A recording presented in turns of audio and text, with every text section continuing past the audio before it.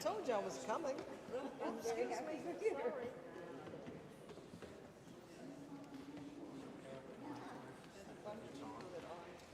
Yes, it's on. Don't touch any switches. I'm so happy you're here. I'm so happy to be here. Yes, sir. Boss. Sorry. Don't touch any switches.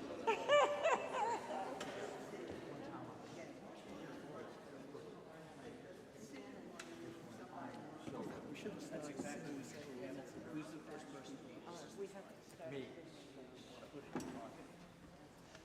Yes, and I'm going to be the last. Start with the songs we're starting with. Yes, that's the deal. The two songs. Up. Yes. You have a good idea.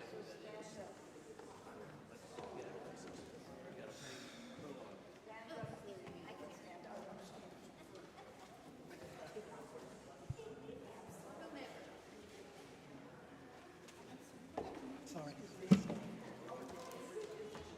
Okay.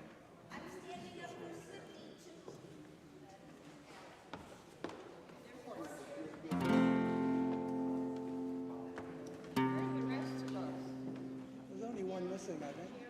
Oh, maybe not.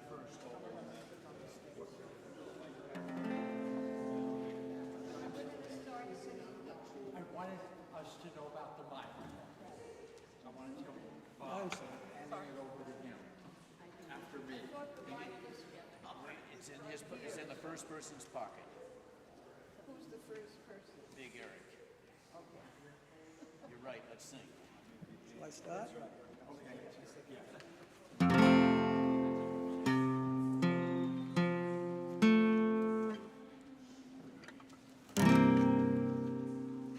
I'm on my way.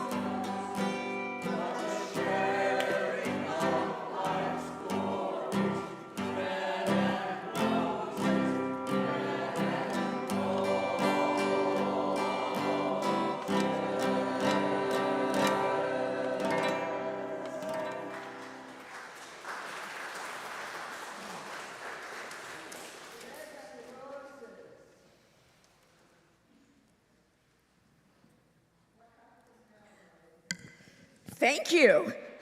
That's what happens. Thank you to Rock and Solidarity. And to Pat Wynn and Bernie Gilbert. We love you, and thanks for joining us again at our annual Labor Day service. And may I add personally for opening with my favorite song, Bread and Roses. Good morning and welcome to everyone with us, those here in this space and those joining us on live stream. I'm Reverend Millie Phillips. I'm an affiliated community minister here at San Francisco UU, and I am joined on the chancel this morning by Worship Associate Mari Magaloni Ramos. First, let's thank all those who have made this service and our Sunday programs possible today. To our communications director, Jonathan Silk, and to Eric Shackelford, Shuli Ong, Alicia Cover, and Eli Boshirs for operating our cameras and making our services accessible on live stream and YouTube. To our sextons, Kelvin Jones, Matias Pineda Salazar, and Francisco Castellanos, who set up our physical spaces and just generally make things work around here. To Carrie Steer Salazar for arranging our flowers today. To Linda Messner, head usher, and all the ushers and greeters who welcome and assist everyone who enters our worship space. And to our music director, Mark Sumner, who is our pianist and hymn leader today. And of course, once again, to Rock and Solidarity for their inspirational music grounding us in these difficult times, reminding us that hard times are not new and that the positive aspects of the human spirit may yet prevail.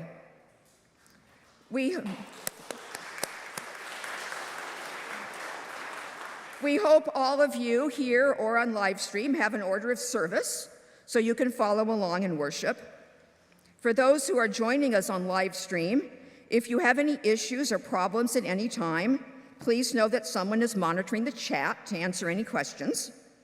If this is your first time joining us in person or watching, thank you for joining us.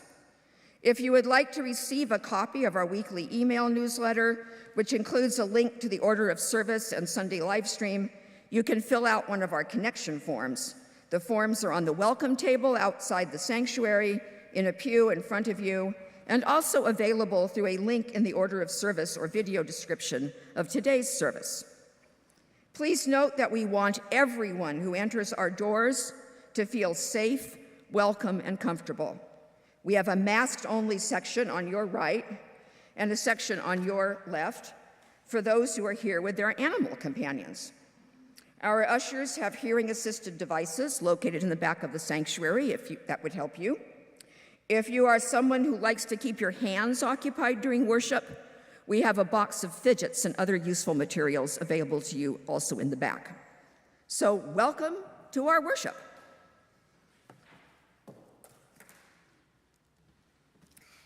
Please join us in lighting our chalice, the symbol of Unitarian Universalism, and a reminder that this community is gathered as one spirit, whether we're gathered within these walls or far away.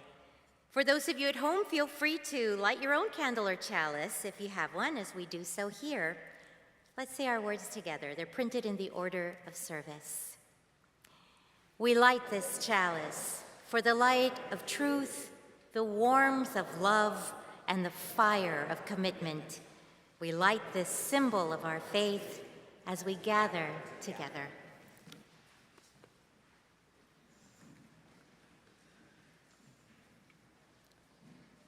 Please rise in spirit or in body to sing our first hymn, number 157 in the gray hymnal, Step by Step, the Longest March. And no need to sit down at the end because we will then be greeting our neighbors. The text of this hymn is found in the Constitution of the United Mine Workers of America. And it's a beautiful reminder that through collective action, we can accomplish our goals.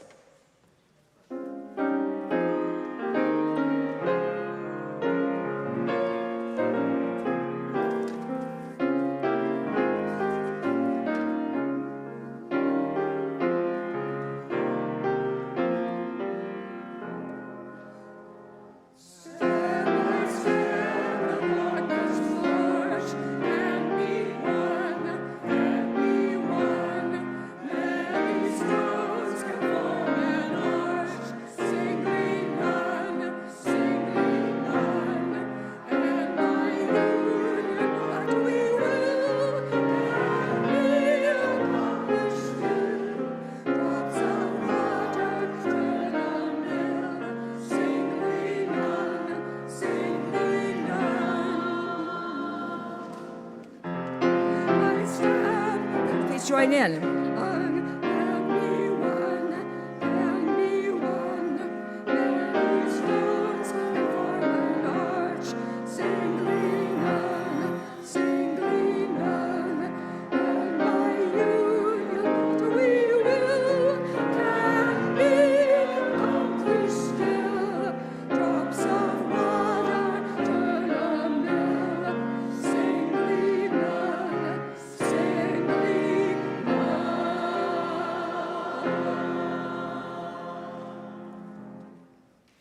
Thank you.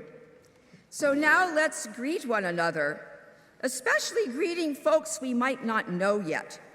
And after a few minutes, Mark will play a bit of music to signal us to return to our seats.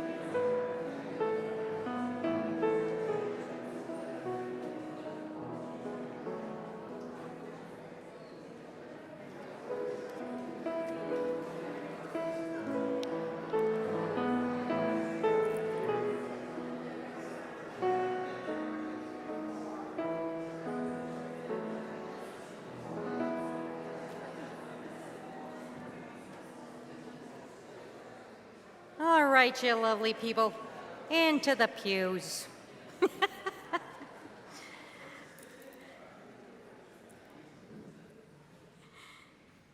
Unitarian Universalism is a liberal religion that tethers virtue to the work of manifesting love and justice in the world. We're a living, ever-evolving, non-creedal, covenantal faith. A covenant articulates the promises we make about how we want to be with each other, how we want to honor our connection as we gather in community. We invite you to stand in body or spirit and join us in saying the words of our covenant together.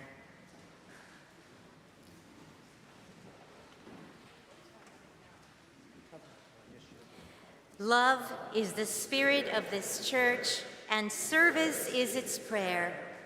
This is our great covenant, to dwell together in peace, to seek the truth in freedom, and to help one another. And now let's sing our doxology.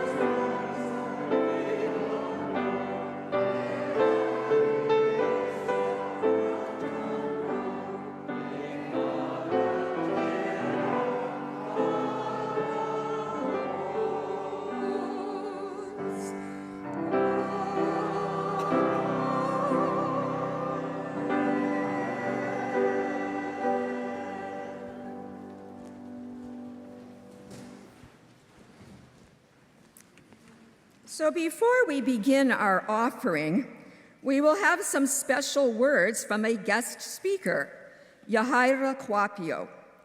Labor in the Pulpit is a national project organized by the AFL-CIO, the U.S.'s largest labor federation, providing union-based speakers to briefly address congregations at services near Labor Day.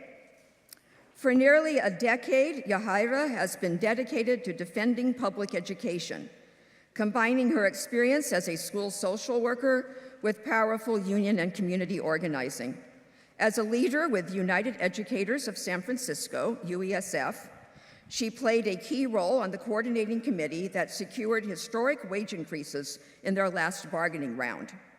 Currently, as co-bargaining chair, she leads the negotiations and is guiding the team in securing a stronger contract and advancing fair working conditions for all UUSF educators. Yahaira also serves on the UUSF Executive Board and is a trainer with the UC Berkeley Labor Center's Skills to Win and with the National Education Association trainer team. Let's give Yahaira a warm welcome.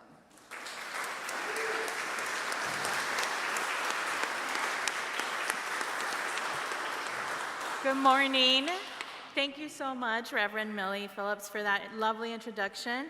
I'm really honored to be here today, and I really appreciate the opportunity and the opportunity to also speak to you on Labor Sunday.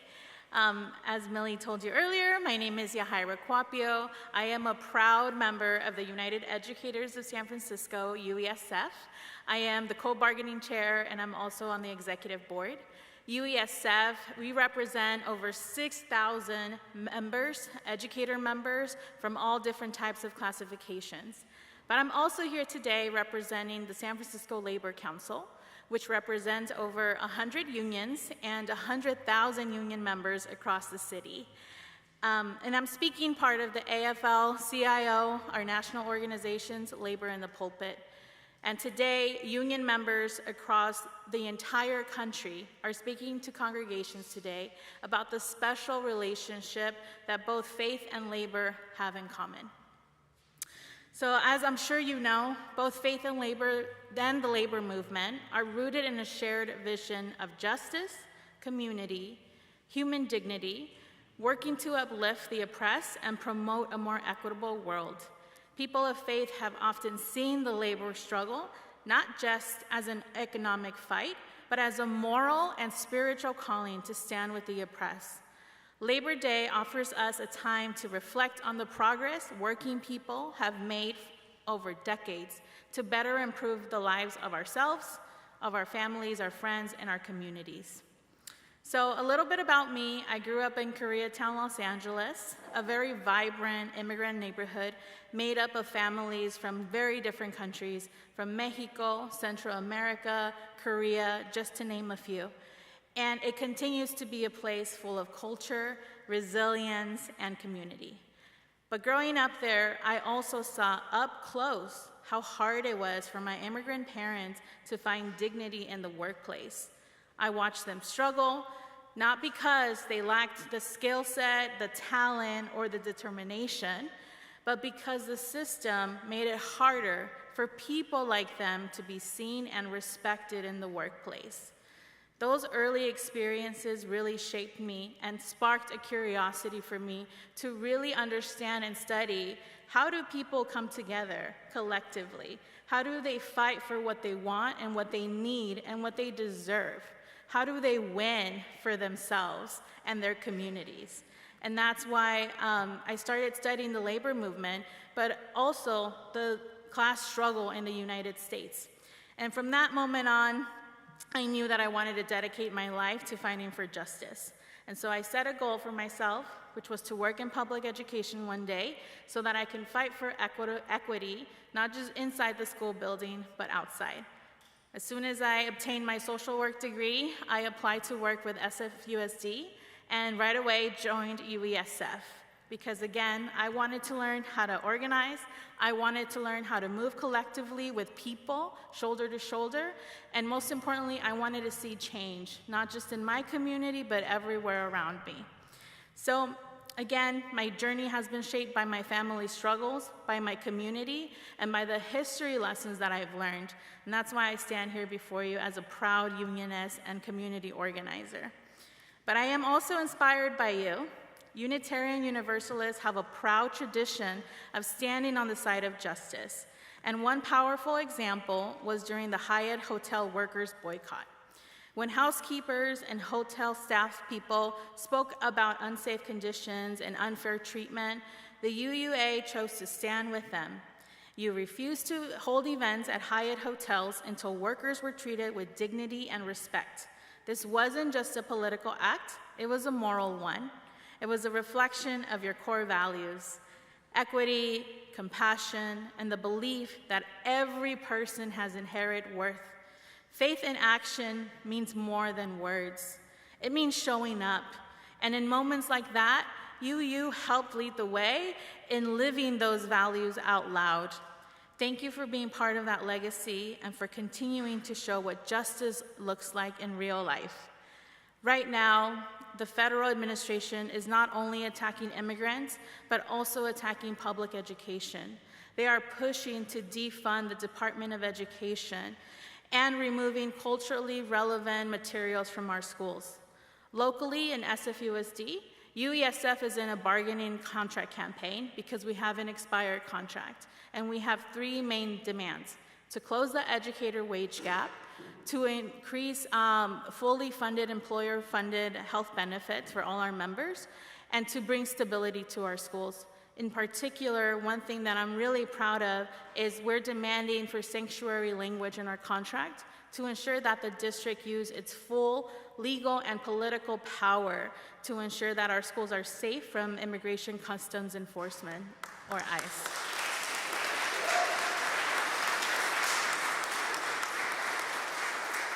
I want to invite you all to learn more about our statewide coordinated campaign, We Can't Wait, which is a coordinated campaign with the 11 largest educator unions across California. You can also join us tomorrow at our Labor Day March at 11 a.m. We will be meeting at 16th Street BART Plaza and marching to Dolores Park. And finally, if you are on Instagram, please follow us at United Educators of SF, or you can come speak to me at the end of service. I am very happy to be here today, and I would love to end by just thanking the team who is making today possible. Thank you, Jonathan Silk, for all the technology and the communication. to Pat Wynn, the Rock in Solidarity Labor Chorus of San Francisco, Mark Summer, Bernard Gilbert, Senior Minister Reverend Vanessa Southern, Reverend Millie Phillips, and thank you for making an offering today in support of the work that Labor does in San Francisco. Thank you.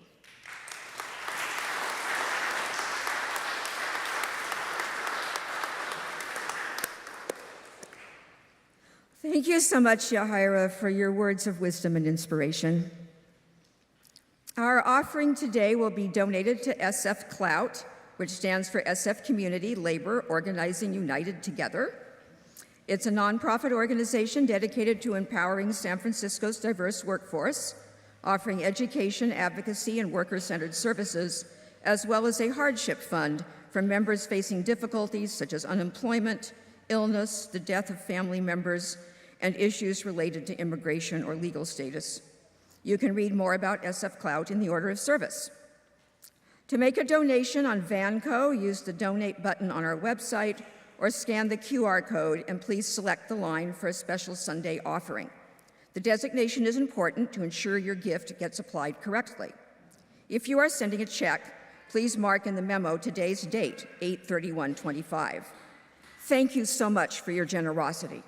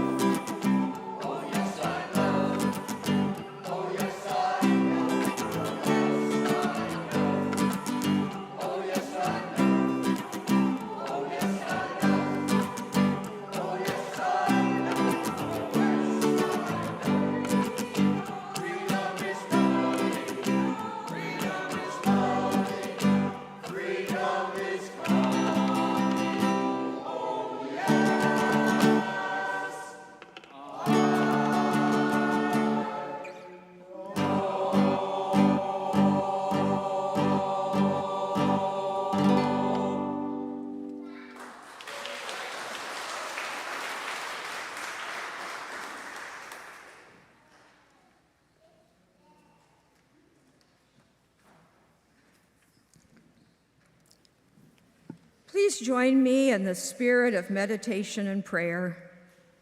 In the many names of that which each of us holds sacred, whether we call that God or mystery or love, let us hold in our hearts all within our church community who are grieving, ill, in pain, or dealing with other hardship. Let us also hold in our hearts all who are suffering the myriad injustices of our times and who live in fear of injustices soon to come. To our immigrant neighbors facing abduction, torture, incarceration, and deportation, with families torn apart by ICE. To those denied necessary, sometimes life-saving medical care in the face of pregnancies unwanted or with tragic complications. To those sleeping in tents or cars or in doorways or on sidewalks, denied a safe and affordable place to live. To our trans siblings attacked, threatened, and scapegoated, their right to bodily autonomy denied. To seniors, children, and disabled folks threatened with losing their only sources of economic and healthcare support. To our indigenous siblings, such as the Apache Nation, in a last-ditch struggle to save their sacred land, Oak Flat in Arizona, from being destroyed by mining companies. To all those killed by gun violence, to those murdered by famine, bombs, and bullets, maimed, widowed, and orphaned in the ongoing genocide against the Palestinian people, and to those in Ukraine, Sudan, and many other countries, just to name only a few of the horrendous examples of unimaginable suffering caused by greed, racism, bigotry, and the hunger for absolute power, many paid for by our tax dollars. As injustices increase daily in this country, may we stay focused on what could be, growing our power and solidarity, resisting denial, cynicism, and despair. May we find the humility and patience to see ourselves not as saviors, but as workers and caregivers, each with necessary tasks and worthy ourselves of care. May we be kind and generous to all who serve beside us. May we find solace and even joy with those we love in art and music and in worshiping together, as have so many generations before us. May we live conscious of the ultimate value of each sacred moment of life, no matter what may come next. Amen. And before we move into a moment of silence, Mari and I are going to share the ringing of our gong. First, we will ring the gong for our immigrant siblings who have fled their homes, seeking safer lives, only to lose their protected status and now find themselves under similar threat here. And for our Mexican and Latinx siblings who, for generations now, have had to struggle against theft, abuse, and expulsion from the land from which they emerged.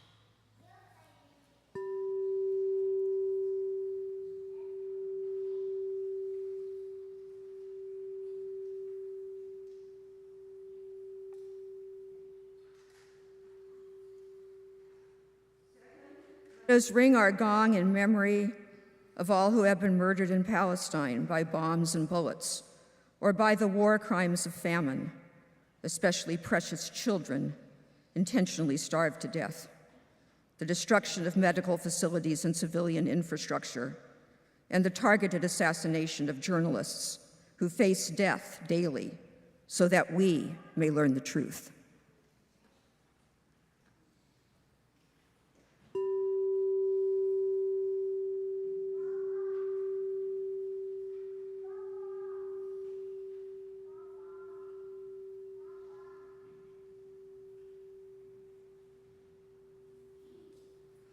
And finally, we ring the gong for all of us, for all who are struggling with the impact of the current administration's callousness and brutality.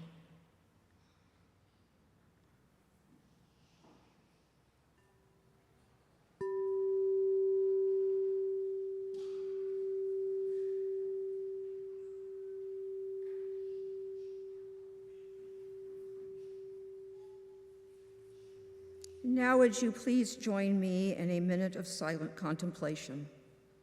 If during this time you have lost someone close to you recently or are remembering such a loss today, we invite you to stand or to raise your hand or place it on your heart in silent witness to this loss.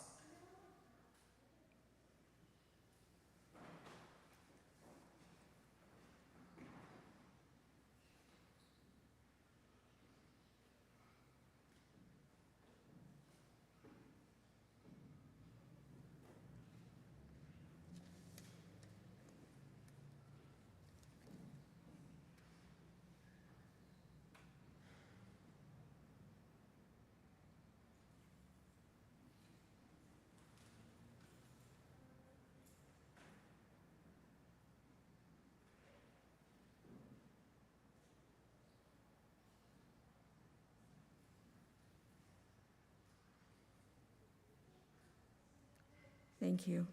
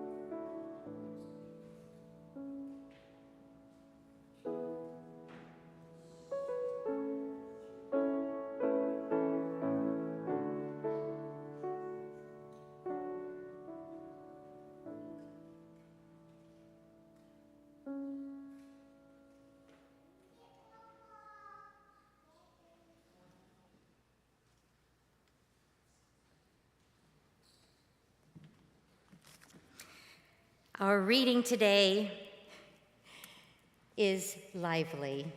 It is from a series of quotations compiled by the American Friends Service Committee. I will do a series of quotes. Labor is prior to and independent of capital. Capital is only the fruit of labor and could never have existed if labor had not first existed. Labor is the superior of capital and deserves much the higher consideration. Abraham Lincoln. The American people have this to learn, that where justice is denied, where poverty is enforced, where ignorance prevails, and where any one class is made to feel that society is an organized conspiracy to oppress, rob, and degrade them, neither person nor property is safe. Frederick Douglass. The first thing is to raise hell, says I. That's always the first thing to do when you're faced with an injustice and you feel powerless. That's what I do in my fight for the working class. Mary Harris, Mother Jones, an Irish-born American labor organizer and hellraiser. The labor movement was the principal force that transformed misery and despair into hope and progress. Martin Luther King. What we would like to do is change the world by crying unceasingly for the rights of the workers, of the poor, of the destitute. We can throw our pebble in the pond and be confident that its ever-widening circle will reach around the world. Dorothy Day, co-founder of the Catholic Worker Movement. From the death of need and despair, people can work together, can organize themselves to solve their own problems and fill their own needs with dignity and strength. Cesar Chavez, leader of the United Farm Workers Union.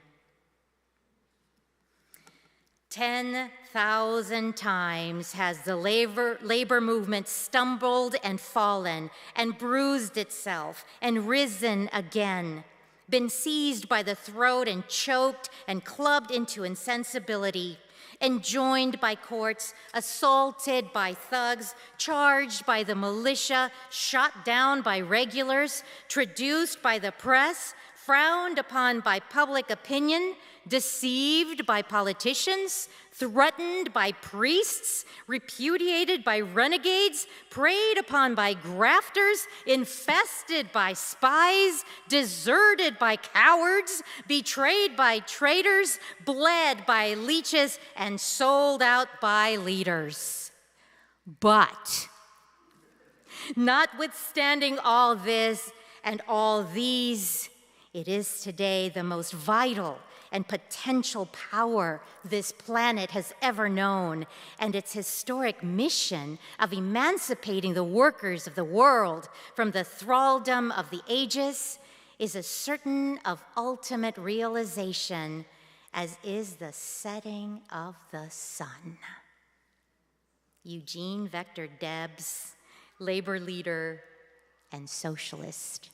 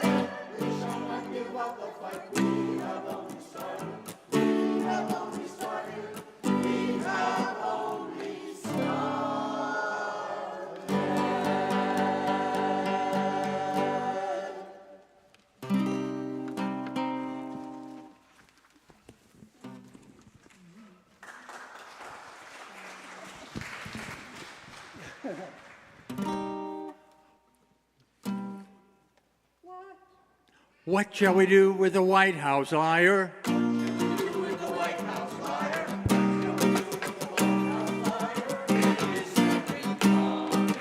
Fight back with all our power, fight back with all our power, fight back with all our power. Reach hands across the border, reach hands across the border, reach our hands across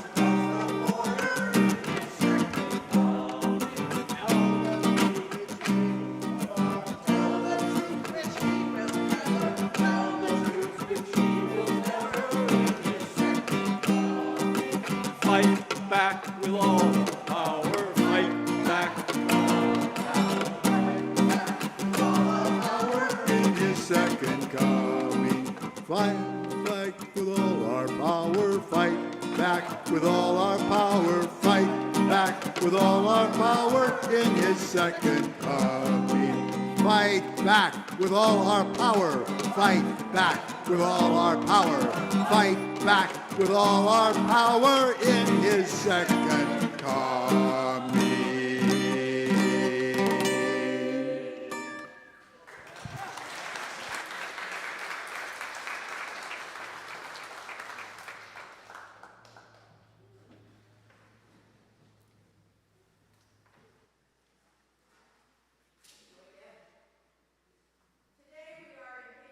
But as tradition for our congregation, our annual Labor Day service. And part of that tradition has been to draw from the text of the great labor anthem, Solidarity Forever, which Rock and Solidarity will sing at the end of our service. Our title recalls the final verse. In our hands is placed a power greater than their hoarded gold, greater than the might of armies magnified 1,000-fold. We can bring to birth a new world from the ashes of the old, for the union makes us strong. When we consider that this song was written in 1915, its lyrics have stood the test of time in describing what we face today. Consider the second verse. Is there aught we hold in common with the greedy parasite, who would lash us into serfdom and would crush us with his might? Is there anything left to us but to organize and fight? Arguably, what we face may be even worse. because despite the cruel conditions faced by workers in 1915, no one back then predicted the risk of catastrophic human-created climate change. Nuclear weapons that could destroy most life on Earth had yet to be invented.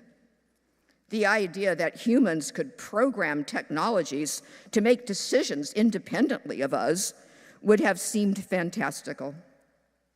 Yet the song has an optimistic tone to it. We can bring to birth a new world from the ashes of the old. Now, after 110 years of 2 steps forward for the labor movement, but often more steps back, it's fair to ask, is this true? In the face of existential threats to humanity as a whole, are we too late to answer solidarity's call? To be bluntly honest, none of us truly know for sure. But with the renewed rise of overtly fascist rulers accelerating climate change and threats of nuclear war, do we really have any choice not to answer the call? Is there anything left to us but to organize and fight? Well, yes, there is a choice. We can give up or do nothing effective to stop our own destruction. And I assume that most of you agree, but I'm just not willing to settle for that. Now, at my age, I'm 70, I doubt I will live long enough to see any reversal. Besides, nothing is permanent or guaranteed. Yet I believe I and we owe it to future generations to keep trying.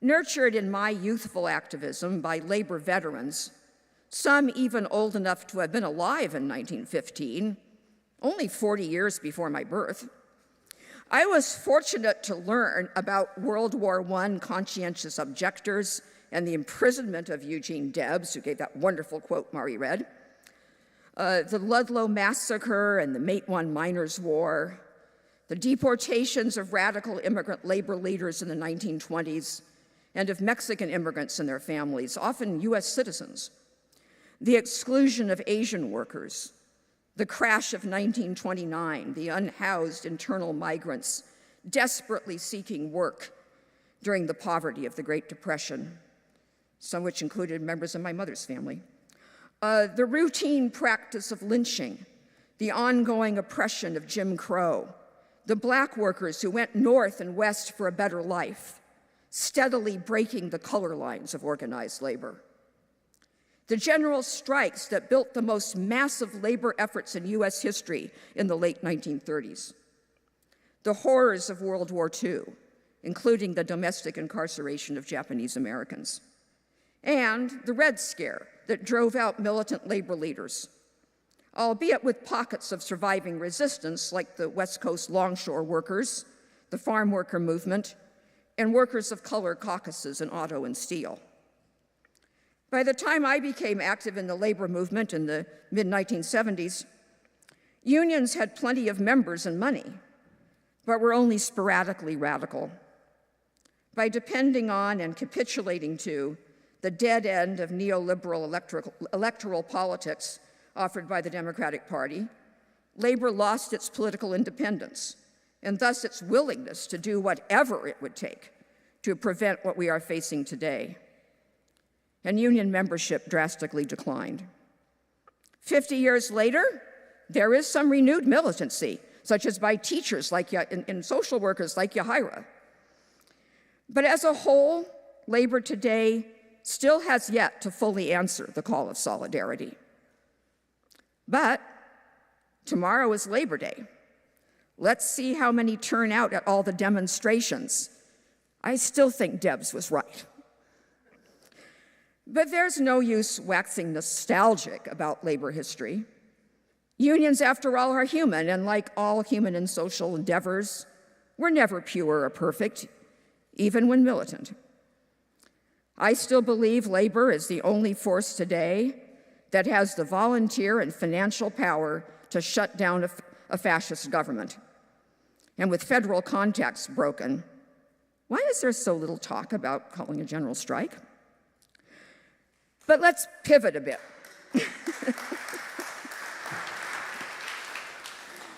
With labor density at only 10% of US workers, that means a good proportion of the 90% who aren't organized need to pitch in too, if we are going to rise from the ashes of a new fascism, or more optimistically, to put out the fire of fascism before it reduces our world to ashes. Unions may have the unique power to shut down the economy and bring capitalism to its knees, but they are not the only means of organizing. What about your neighborhood, your schools, people who share your identities and interests? Fascism tests the waters by going after some groups first, but we are all in its sights. We do have common ground. Rising from the ashes means progressive faith communities need to reclaim public ground, asserting ourselves over and against political distortions of theology, such as Christian nationalism, or equating opposition to the genocide of the Palestinians with anti-Semitism, even while that opposition is voiced powerfully by growing numbers of Jews. Any version of religion that ignores the basic values almost all faiths claim to hold in common, such as loving your neighbor as yourself, welcoming the stranger, and providing for those in need, is complicit with rising authoritarianism. At a time when the absolute worst of religion is being promoted by our government, opposing such weaponized faith is not easy. We could lose our jobs, academic standing, physical safety, possibly our freedom or citizenship.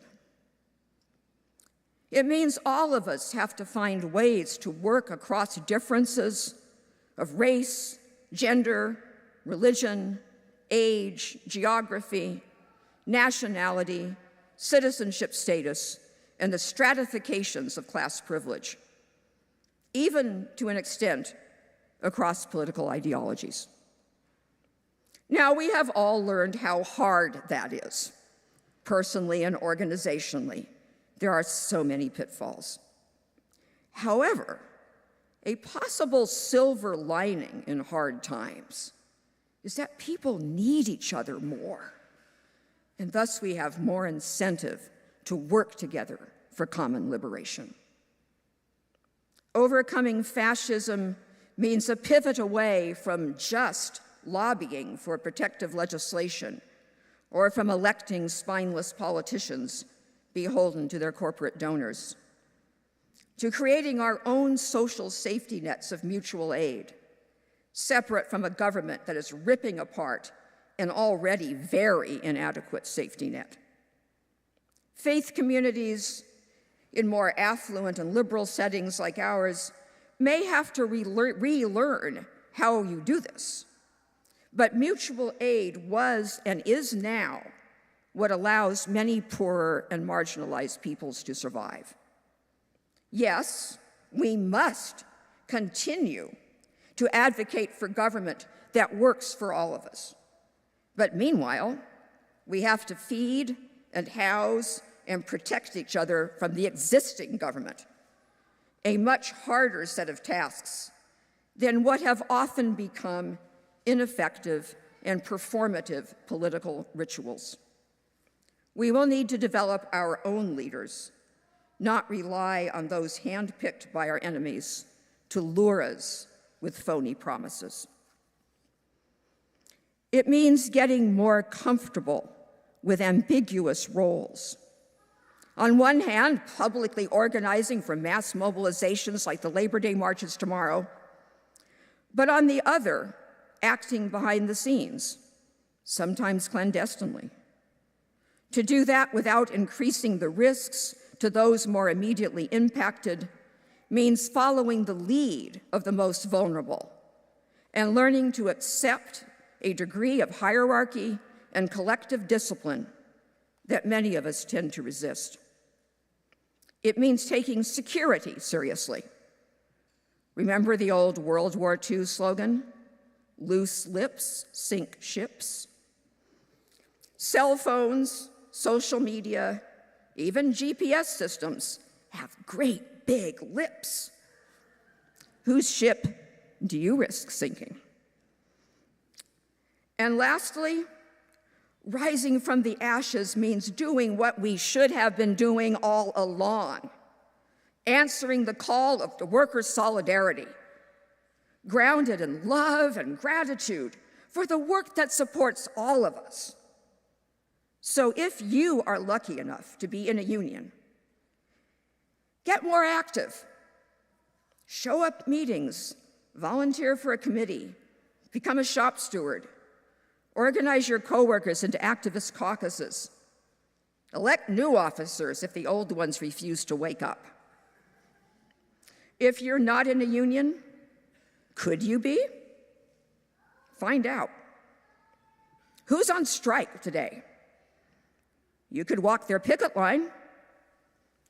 What companies are committing the worst injustices and profiting the most from government collusion? Honor a boycott. Demonstrate against Tesla or Palantir, for example. And if you earn a living wage, tithe yourself to support groups that are organizing the resistance. But while you're at it, remember you're just one stone in the arch, as our earlier hymn said. You don't have to do it all. Yes, it's hard work, but it can be satisfying and even joyous. Think of it this way.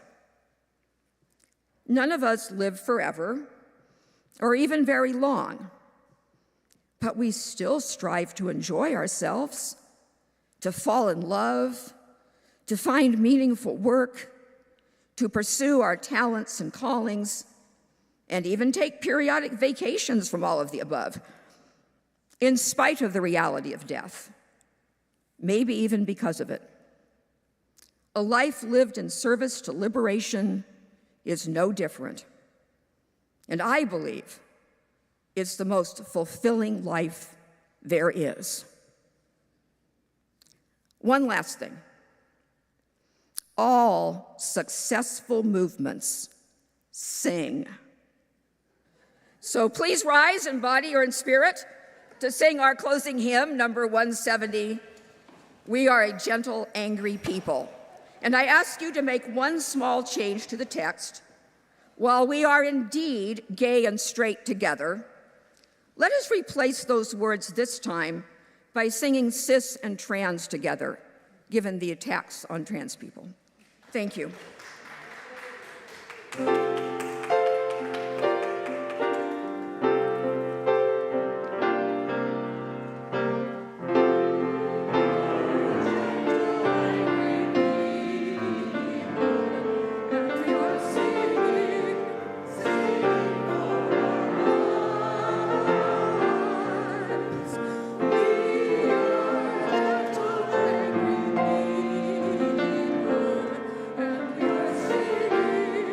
Sing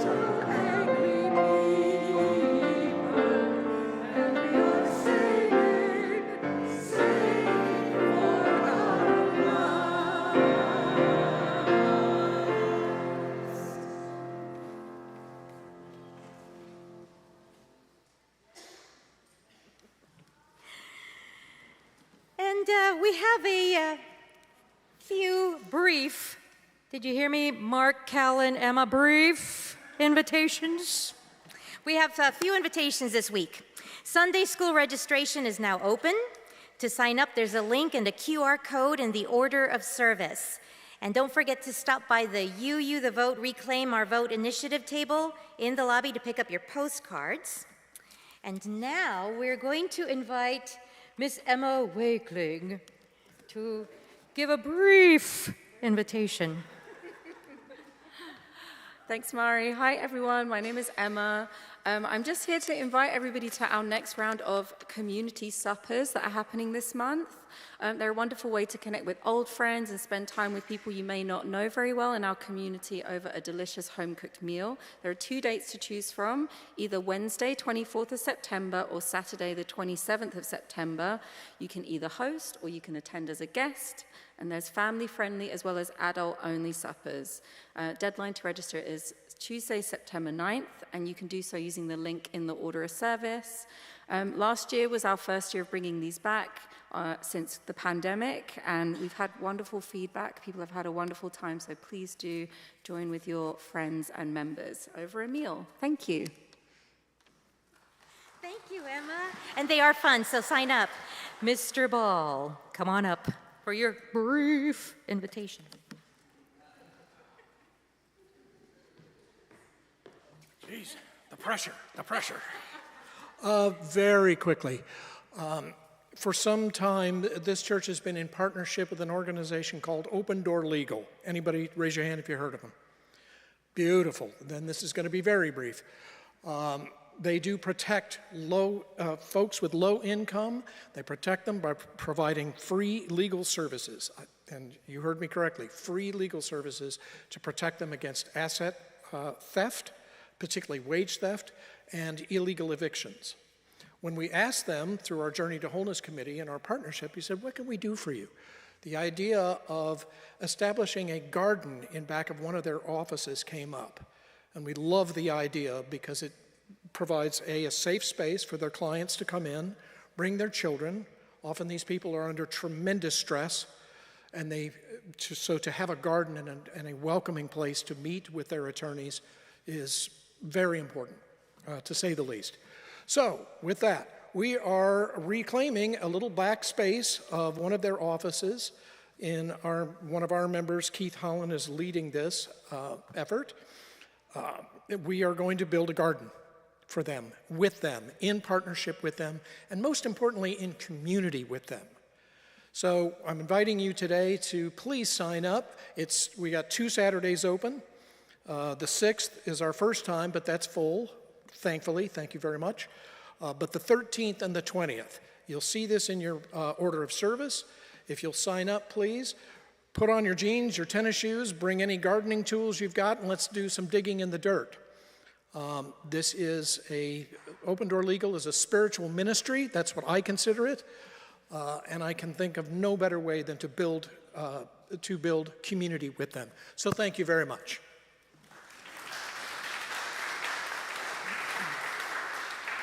Mr. Sumner. My announcement last week, but just to remind you that today we have the 8th of 11 concerts on Labor Day weekend. A bit daring of us, but it's going to be fabulous. Less than an hour, starting at 1:30. Specifically for our congregation, we have catered lunch coming in around 12:45. So pay what you can, but we invite you all to be there. It's going to be fabulous. Thank you. And we invite you to attend Defending the Holy, a conversation with Wendsler Nosey. Is that how you say the name, Nosey? Okay, Wendsler Nosey Sr. for the Apache Stronghold on September 7th from 4 to 6 p.m. at the First Presbyterian Church of Oakland, located at 2619 Broadway in Oakland. The Apache Stronghold is the organizing body leading the fight to save Oak Flat through a spiritual battle that is also using legal means and political education in coalition with over 200 other Native American tribes, dozens of denominations and national faith bodies, and thousands of spiritual leaders across the United States and the world. At present, there is a temporary injunction halting the land sale until the Ninth Circuit Court can hear the case regarding religious freedom. This is really important. So September 7th, 4 to 6 p.m., First Presbyterian Church in Oakland. And I'd just like to let you know, it's in the order of service, but we are calling all our members and friends to a congregational meeting before the service on September 14th from 9:30 a.m. to 10:50 a.m. in the TSK room. Again, that's the 14th of September before the service. And so please mark your calendars. It's going to be important. We're going to gather as a community to learn about how we can take specific action to support those most impacted by ICE. And in preparation for the meeting, we invite you to, a little self-plug, to listen to the latest episode of Pod and Country, which features day laborers and domestic workers. Seriously, you can hear their stories personally. They're beautiful people. So in preparation for the meeting, the 14th, mark your calendars. And now the final announcement is in relation to Labor Day. For tomorrow's Labor Day March, we will meet as a UUSF contingent at 16th and Mission at 10:45 a.m. So 16th and Mission, 10:45 a.m. Look for a large, tall sign that says, "No hate, no fear, immigrants are welcome here." You'll see the sign, all right? Thank you so much.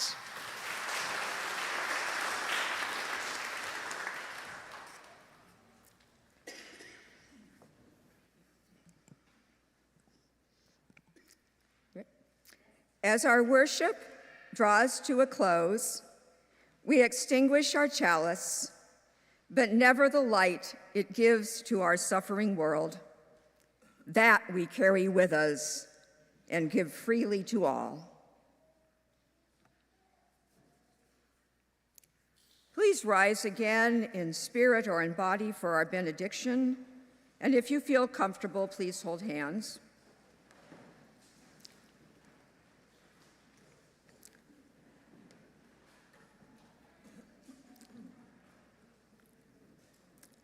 Look around you. Each in our own way, we are among the workers of the world, whatever we do or have done to earn a living. In our hands is indeed placed a power greater than hoarded gold, greater than the might of armies. And may we learn to use that power to organize and unite with all who yearn to survive and thrive with dignity. May we draw upon the strength of our ancestors, by blood or by choice, for some of us, to find our own courage. In all our efforts, may we imagine at least 7 generations forward, arising from the ashes of our time, telling a sacred story of how their ancestors were able to overcome. Go forth in peace, go in love, and go in power. Amen. And please stay for our closing music and feel very free to sing along.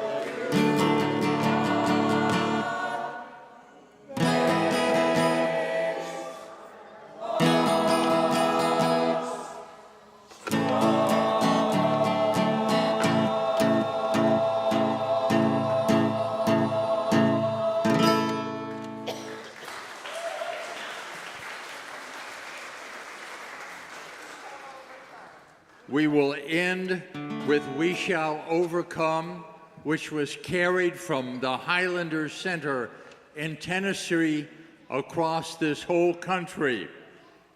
If you would like and are able, we invite you to stand physically or in spirit and link hands as we sing together. Let's sing together, okay?